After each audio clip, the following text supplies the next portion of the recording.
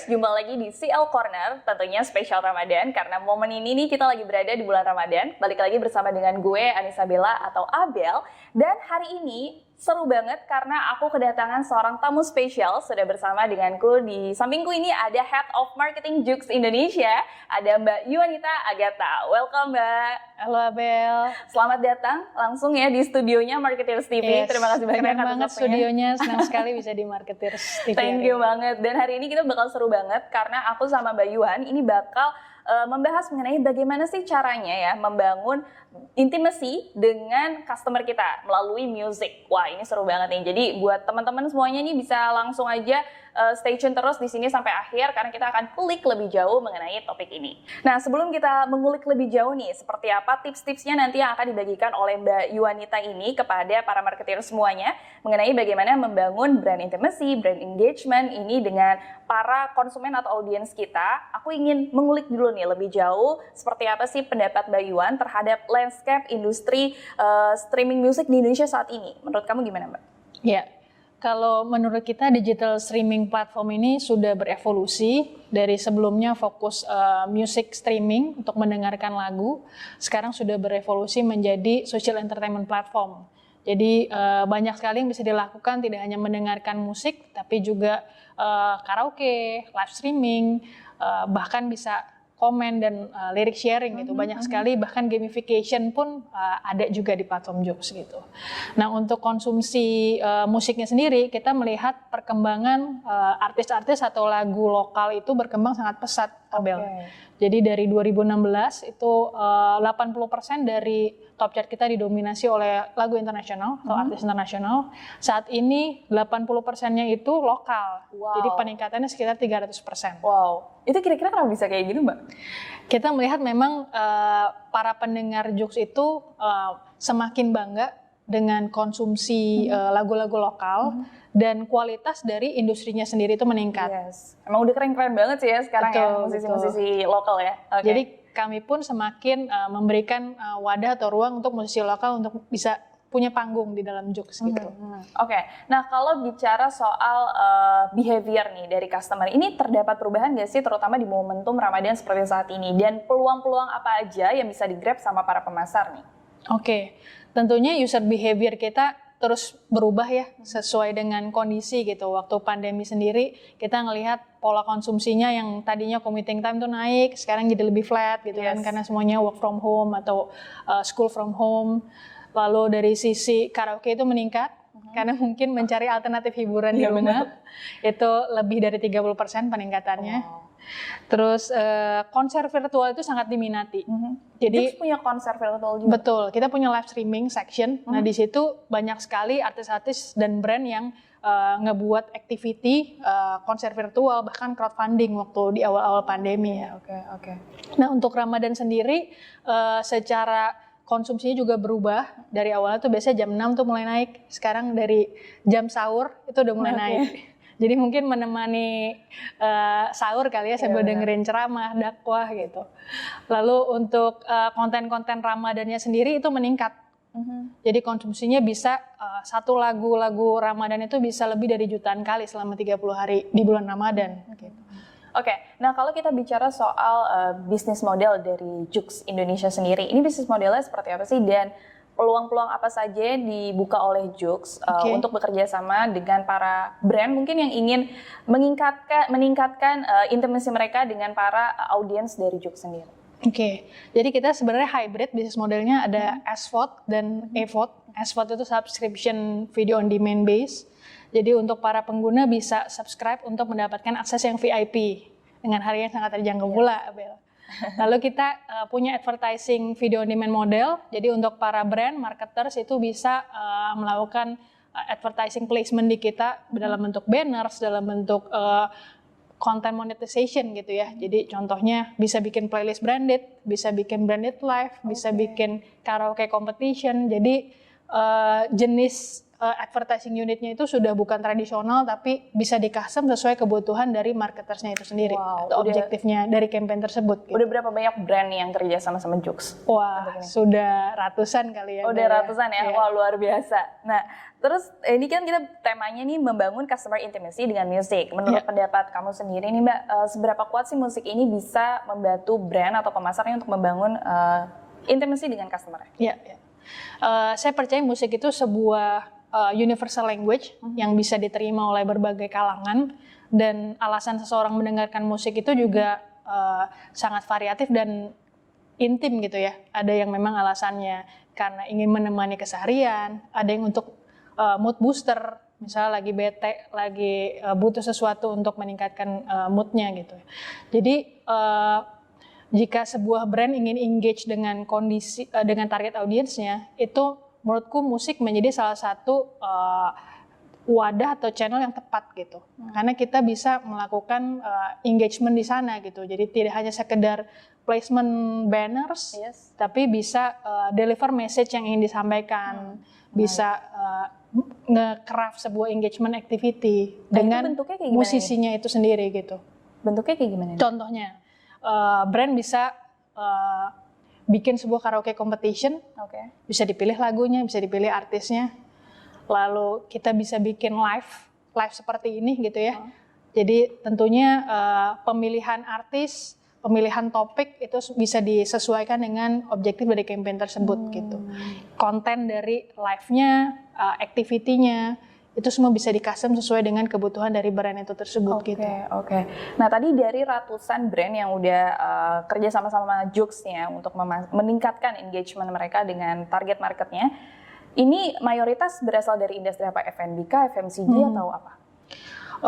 Hampir semua sektor sih. Jadi FMCG kayak produk-produk makanan, terus ada dari electronics, handphone tuh banyak sekali, dari telco. Terus e-commerce juga sekarang lagi banyak, bahkan game industry. Game juga masuk ya? Iya, karena memang target audience kita kan youth ya. Jadi ya brand-brand yang placement ya seputar kebutuhan para pengguna kita sih. Tapi kan itu kan kalau secara online-nya kan. Nah, mungkin nanti post pandemic bakal ada offline-nya juga kan, balik lagi nih. Nah, ini bentuk activation apa nih yang bisa dilakukan nih? Iya, jadi sebelum pandemi itu kita banyak sekali activity offline ya. Jadi kayak goes to school, goes to campus. Di sana kita bikin konser, terus ada live show-nya juga di Joox. Jadi nggak hanya touchpoint-nya nggak hanya digital, tapi kita juga bisa bikin activity on ground gitu. Dan itu roadshow ke seluruh Indonesia. Berarti nanti post pandemic rencananya juga akan melakukan hal itu per kapan nih kira-kira? Tergantung situasi ya. Karena dari Joox sendiri juga ingin melakukan berbagai activation sih. Komunitas apa aja sih yang dirangkul sama Joox ini? Saat ini mostly berhubungan dengan passion point anak muda, bisa musik itu sendiri, bisa sports, dance, terus kemarin kita juga engage dengan kayak PUM. Jadi banyak sekali komunitas yang kita undang. Waktu itu punya satu program namanya Kanal Komunal, jadi kita ajak musisi dan juga komunitas untuk ngobrol gitu. Oke, seru banget.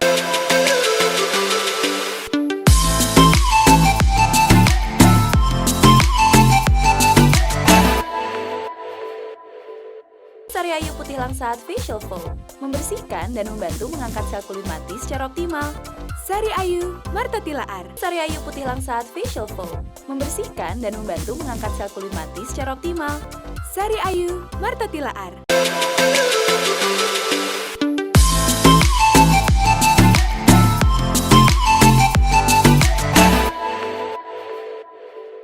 Nah, sekarang kita beralih ke seasonal marketing. Nah, kalau kita lihat kan sekarang juga lagi momentumnya Ramadan ya, Mbak Yuan ya. Nah, ini apa aja sih slot-slot mana aja yang sebenarnya harus diisi oleh para brand ketika mereka ingin spending budget marketing mereka agar efisien nih tentunya? Kalau dari pencarian datanya itu sendiri, kita ngelihat kalau dari Google itu keyword-keyword yang naik tuh kayak ceramah, lagu religi, donasi, Quran, berkaitan dengan spiritual. Berkaitan dengan ibadah di selama bulan Ramadan gitu. Jadi secara pola konsumsinya berbeda, apa yang dicari atau ditonton oleh para pengguna kita berbeda, dan jam-jamnya juga berbeda gitu. Jadi mungkin brand perlu aware dengan user behavior yang berubah ini, dan touch point-nya di mana aja sih yang memang bisa relevan dengan produk ataupun message dari campaign-nya. Gitu. Oke. Nah, kalau Juk sendiri provide apa? Kalau untuk Juk sendiri sebenarnya kita bukan hanya seasonal marketing khusus di Ramadan, jadi kita melanjutkan brand campaign kita dari tahun lalu. Waktu itu kita bikin sebuah campaign namanya Ikut Kata Hati. Ikut Kata Hati. Iya. Okay. Jadi reason behind dari campaign itu kita melihat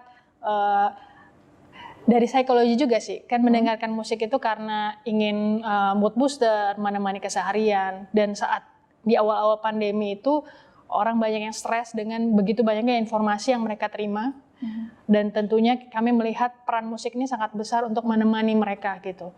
Jadi message yang ingin kita sampaikan dari campaign itu adalah yuk lebih mindful dengan apa yang masuk ke dalam diri kalian, dan jangan dengerin yang di luar, ikut kata hati bersama dengan musik-musik yang ada di Joox gitu. Okay. Nah ini adalah kelanjutannya. Jadi kita bikin part 2-nya lah ya istilahnya, Kata Hati Ramadan. Nah untuk di bulan Ramadan sendiri kan memang semua orang ingin menjaga telinga mereka gitu dengan hal-hal buruk, hal-hal nggak berguna gitu. Dan itu sangat sulit menurut saya karena kita nggak bisa filter gitu apa yang kita konsumsi, baik itu di berita, di sosial media gitu. Nah sebagai platform yang ingin menemani muda-mudi di berbagai kondisi, kapanpun, dimanapun, kami ingin memberikan konten-konten yang berfaedah, yang positif dalam bentuk rangkaian konten Ramadan di dalam Joox, dan akhirnya kita menarik satu benang merah, jaga telinga dengan hal-hal nggak guna, buka telinga dengan hal-hal baik, dengar yang berfaedah hanya di Joox. Oke. Nah, kalau kita bicara soal user experience ya, ketika menggunakan Joox ini sendiri, atau jangan Joox deh, misalnya secara lebih general memang platform music streaming gitu kan. Yeah. Nah, ini kamu ngeliatnya sebenarnya apa sih yang dicari, especially oleh orang atau konsumen atau user Indonesia gitu? Iya, untuk user experience sendiri tentunya para pengguna kami membutuhkan sesuatu yang sesuai dengan passion mereka atau interest mereka gitu. Ada orang-orang yang suka mendengarkan musik pop, ada yang suka dengan dangdut, dan bahkan yang rising itu sekarang K-pop gitu. Okay. Jadi customization dari user interface kita itu sangat penting. Tentunya discover page-nya Abel dan saya berbeda sekali ya? Gitu kan. Jadi bagaimana kita mengerti pengguna kita dan menyediakan konten-konten yang sesuai dengan kebutuhan mereka itu sangat penting sih untuk user experience. Oke, any tips gak nih bagaimana brand bisa membangun interaction yang tepat dengan audiens atau target customer-nya mereka melalui musik ini? Oke, tipsnya mungkin pertama setelah understanding your target audience, melihat siapa sih musisi yang cocok gitu untuk mendeliver message kalian gitu. Misalnya kita ambil satu nama, lalu kita coba menarik sebuah message yang sesuai dengan profil dari musisi tersebut dengan campaign-nya gitu. Oke, harus match ya. Betul. Kayak contohnya ya, Joox kemarin baru buat Joox original edisi Ramadan, itu kita collaborate dengan 7 musisi lokal, jagoan lokal, ada Fish, ada Iga Masardi, Kamga, Mantra Futula, Marshalls, dan juga Natasha Udu. Nah, kenapa kita bekerja sama dengan mereka? Karena kita melihat para pengguna Joox itu punya satu interest dengan lagu-lagu mereka gitu ya, yang sangat unik, yang sangat eksperimental, dan menurut kita lagu Ramadan itu nggak harus sendu, mendayu-dayu. Jadinya kita coba bikin something yang bukan hanya lagu religi, tapi juga menyampaikan pesan yang positif dan sangat general untuk dibawa sampai ke setelah selesai Ramadan pun gitu. Oke, any success story nggak nih dari brand-brand mungkin yang pernah berhasil nih bekerja sama dengan Joox dan sukses membangun engagement dengan audiensnya? Oke, jadi untuk case study brand yang cukup sukses di Joox waktu itu di tahun 2019, Sarimi ingin sekali mempopulerkan bahasa-bahasa daerah gitu. Oke. Jadi akhirnya mereka mengangkat kembali bahasa-bahasa daerah, dan kebetulan almarhum Didi Kempot tuh lagi sangat rising waktu itu. Jadi dibuatlah sebuah campaign bernama Karaoke Karakoe. Charo Koe ya? Ya, dari jadi match sekali kan dengan Didi Kempot, dengan objektif dari kampanyenya gitu. Jadi partisipan itu sangat tinggi dan engagement sangat tinggi. Bahkan campaign ini mendapatkan award dari Citra Pariwara. Wow, segitu suksesnya ya. By the way, tapi Mbak, kalau objektifnya ya, kalau kita lihat objektifnya ini apakah hanya sekedar meningkatkan brand awareness aja? Apakah bisa berdampak juga langsung ke penjualan? Seperti apa sih menurut kamu?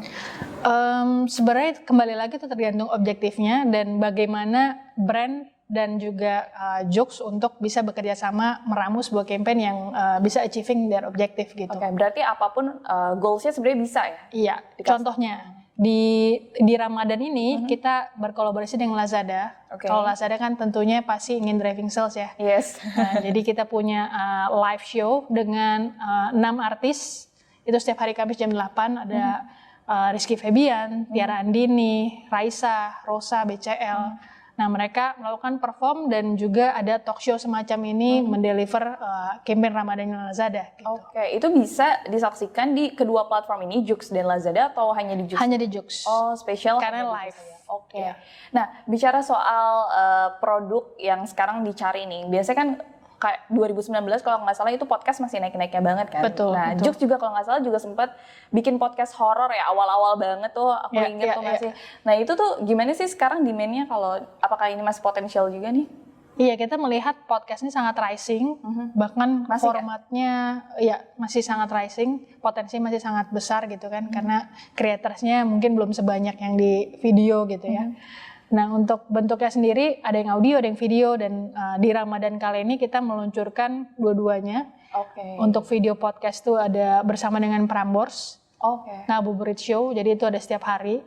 Lalu yang audio podcast itu kita bekerjasama dengan radio-radio lokal gitu. Jadi ada dari berbagai stasiun radio di Indonesia. Nah kalau untuk behavior dari customer nih, mana sih slot-slot di momen Ramadan ini yang tepat untuk jam-jamnya ya maksudku, yang tepat untuk para pemasar nih nembakin peluru-pelurunya nih di Joox, mungkin di platform Joox? Iya, kalau secara jam pastinya dari mulai sahur sampai buka puasa itu cukup fluktuatif lah ya bisa dibilang. Dan karena semuanya digital, kita sebenarnya nggak perlu harus spesifik sih. Jadi misalnya untuk sahur nyalanya hanya jam 4 gitu ya. Karena kan tentunya akan hanya bisa diakses oleh teman-teman yang menonton jam 4 kan. Jadi kita memutuskan untuk dibuka aja, jadi semacam video on demand, bisa diakses kapan aja. Walaupun memang tujuan awalnya untuk menemani sahur atau ngabuburit, tapi teman-teman muda-mudi Joox bisa akses kapan aja, anytime gitu. Jadi nggak harus specific time, karena pastinya semua brand akan melakukan hal yang sama kan. Jadi kita perlu berjuang gitu untuk dapetin attention dari audiens kita. Last one nih Mbak, tips buat teman-teman semua untuk meningkatkan customer intimacy dengan brand mereka. Menurutku marketers itu perlu mengerti human psychology. Jadi sebagus-bagusnya campaign kita itu harus base-nya itu understanding kita tentang target audience, apa sih kebutuhan mereka, pain point mereka, dan bagaimana brand kita bisa solving their problems gitu. Jadi ada sebuah solusi dan relevansi yang sangat kuat di sana. Jadi ya, human understanding atau human psychology itu penting banget untuk diterapkan di dalam communication message kalian. Jadi mau teknologi atau fiturnya seheboh, terdepan apapun, kalau tidak ada human understanding-nya nggak bisa ya? Tetap nggak bisa membangun customer intimacy. Relevansinya akan sangat kurang gitu kalau kita bicara intimacy ya. Siap. Thank you banget Mbak Yuan atas waktunya ya, teman-teman CL semua. Tadi kita udah dapet insight yang mungkin obrolnya singkat tapi sangat insightful banget tentunya dari Mbak Yuan nih. Sampai ketemu lagi di CL Corner berikutnya. Mbak Yuan, I want to say thank you so much ya. Sampai ketemu lagi kapan-kapan kita bisa nge-shoot mungkin langsung ya offline activation-nya mereka, keseruan-keseruannya. Semoga pandemik ini cepat berakhir ya Mbak. Sampai jumpa teman-teman CL semuanya. Sampai ketemu lagi di episode selanjutnya.